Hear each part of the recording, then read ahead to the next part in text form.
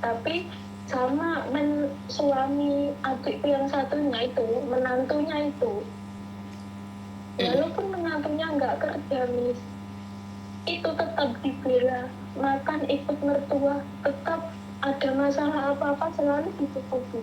Padahal semua orang udah tahu. Sampai tak giniin, jenengan itu udah tua, Bu. Udah saatnya istirahat. Kan punya kayak angkringan di alun-alun gitu loh. Nah, saat itu tak bilangin, jenengan kalau jenengan saya masak, adik biar yang jualan, biar tenaganya bisa dibagi. Tapi selalu marah, Miss, nggak bisa. Tak ingetin itu nggak bisa. Sampai kalau sakit bapakku, bro, Pak Eko ini gue, aku loro kabeh. Aku teluk duit ya, tangguh nyeprekso. Aku sih lewat adikku, tapi tak suruh kirim, nanti ibu marah, aku ngasih bapakku. Itu udah berkali-kali tak bilangin kayak gitu terus. Udah saatnya saat ini itu istirahat. Tenaga jangan diporsi gantian. Tapi selalu seperti itu, kayak seolah-olah diperbudak rumah menantunya sendiri. Bukan sayang, saat kamu gagal paham. Sebentar. Orang tua kalau nggak kerja lebih sakit. Kamu yang gagal paham nih. Kenapa? Ibu saya itu orang tua deh. Ini nih kalau penontonnya orang tua ini di atas 60 tahun nih, pasti ngomong kayak gitu saya. Orang tua kalau nggak kerja malah sakit. Tapi kalau memang sakit itu karena juga kecapean, karena pikiran juga. Kadang wong tua ini double nduk, dikek duit kon meneng gak gelem. Nah, karena sudah identik dengan umur juga ya. Terlalu diforsir itu capek, mudah capek. Ya, tapi kalau orang tua suruh diem mereka malah nggak sehat, Nduk. Ngerti nggak? Nggak ada yang memperbudak siapapun. Kadang-kadang karena gini loh. Tahu nggak cara iblis bekerja itu seperti apa? Masuk dalam pikiranmu, membenci apapun yang dilakukan oleh ibumu, berprasangka buruk bahwa ibumu diperlakukan seperti budak oleh adik-adikmu. Akhirnya timbul rasa kecewa. Itu akan meracunimu. Jadi ibumu loro hati, gara-gara mas-mas ini, adik-adik ini nyuruh ibu kerja. Akhirnya kamu kecewa. Ngerti nggak sayang? Itulah cara iblis memperkeruh rumah tangga. Karena gini loh, Dok. Memang ada iblis yang disuruh untuk mengganggu rumah tangga. Itu bukan karena ibumu jahat. Bukan karena saudaramu jahat. Mereka itu tadi kalau kamu seorang muslim, ya mungkin dipagari dengan doa-doa itu mau. Karena kalau ini masalah keluarga yang rumit itu karena kepercayaan juga sayang. Dari agama juga. Jadi memang ada orang itu, kamu itu baik, ibumu baik, saudaramu semuanya baik. Tapi ada iblis yang sedang mengganggu kalian. Ngerti nggak? Ya itu doa, mungkin dibarengi dengan doa. Jadi kadang-kadang uangmu nggak berkah, karena apa? Iblis itu yang nyedot, Dok. Jadi punya uang dikit, ibumu dikit sakit. Ngerti nggak? Dan karena kamu sudah kecewa, karena merasa saudaramu itu ngongkon ibu diperbudak, kecewa. Kan iblis seneng, mereka bertengkar, ibu itu tak sakitilah, biar anaknya itu marah-marah. Ngerti nggak? Iya. Memang seperti itu. Memang ada iblis. Misalnya percaya dengan adanya dunia lain ya, karena kita bersamping bersebelahan. Jadi kalau lihat orang bahagia, iblis itu menangis. Mereka nggak suka. Jadi pikiran negatif itu berasal dari mereka ini sayang. Ngerti nggak? Jadi orang tua itu memang sulit disuruh istirahat. Dilarang nyapu, jarine awake gergesi. Dilarang ini, jarine gak iso. Saya baru menyadari tentang dunia lain ya, Dok ya. Itu sejak saya kecelakaan di kaki ini sayang. Kenapa? Rumah tangga saya itu baik-baik saja, tapi ada aja perkara sepele yang terus dendam, pegel, nyelekit, terus kita sakit hati terus. Itu di dalamnya ada campur tangan iblis.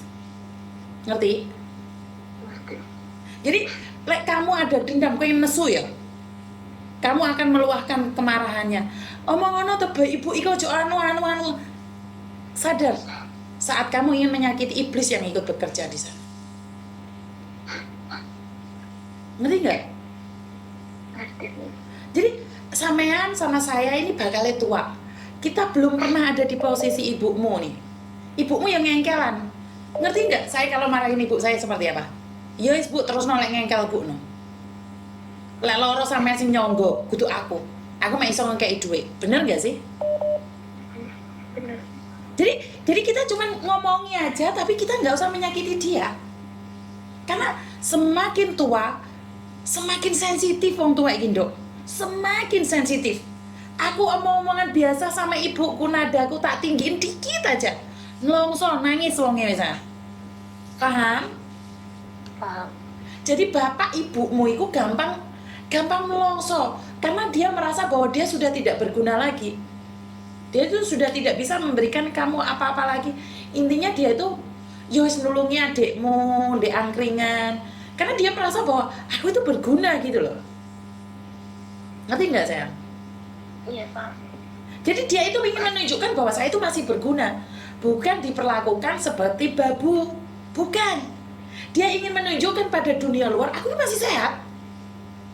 Aku ojo dilarang kerja, aku itu masih bisa cari uang gitu loh. Tapi kalau pikiranmu negatif, kamu mengira bahwa menantunya ibumu itu memperlakukan dia seperti pembantu. Karena kamu ditumpangi oleh iblis. Ngerti? Iya, paham. Jadi saat kita merasakan sakit, apa ya? Orang tua itu repot. Saya mau ngomong tentang orang tua itu, saya sensitif banget. Orang tua itu gampang longso, Nduk.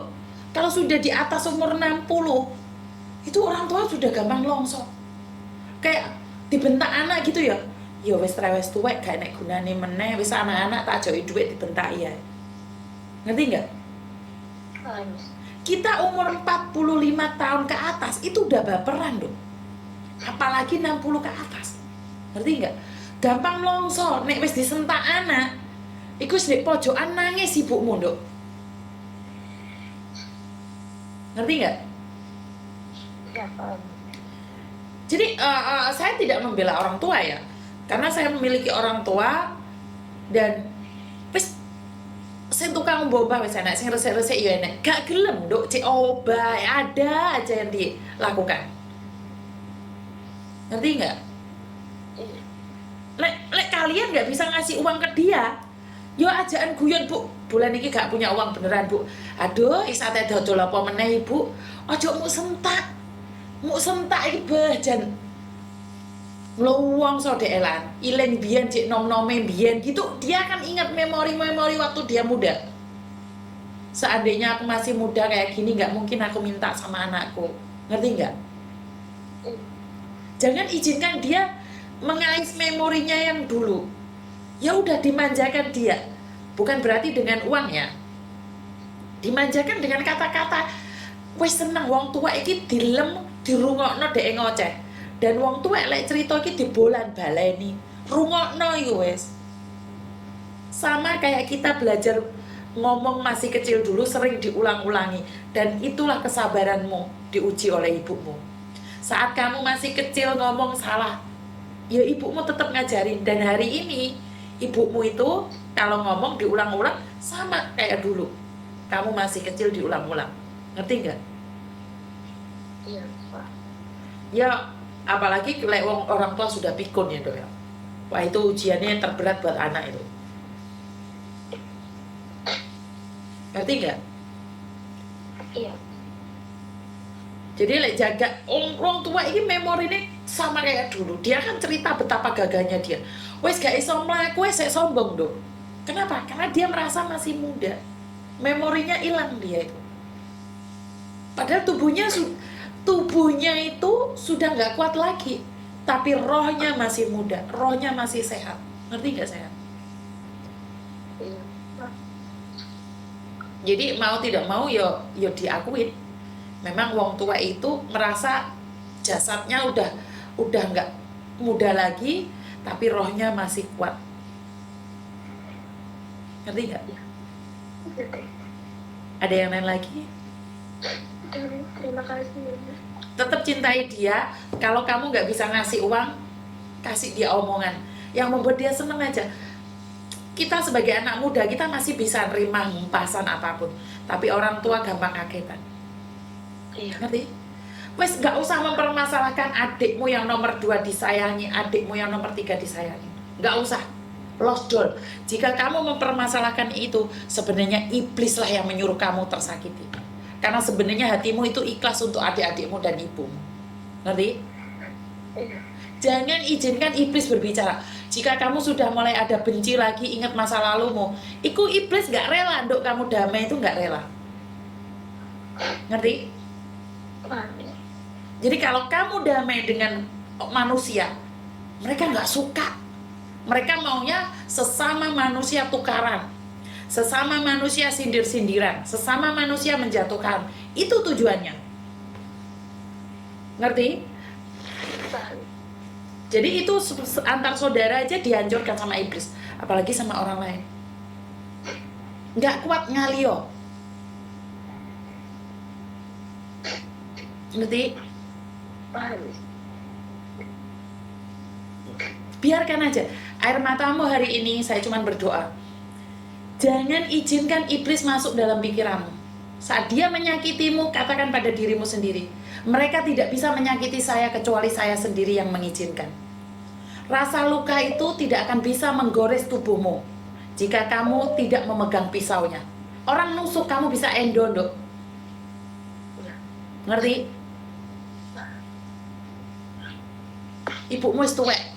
Wedine mau larani sisuk dhek gak ono. Iya. Ngerti nggak? Saya paling khawatir adalah saat orang tua mulai menyiksa batin kita dan dia nggak ada, besoknya nggak ada lagi yang kita cerewetin, nggak ada lagi yang kita ajak tukaran. Itu yang saya takutkan, Dok. Ngerti? Paham. Jangan sampai kamu kehilangan yang kedua kalinya, pertama suamimu dan kedua ibu.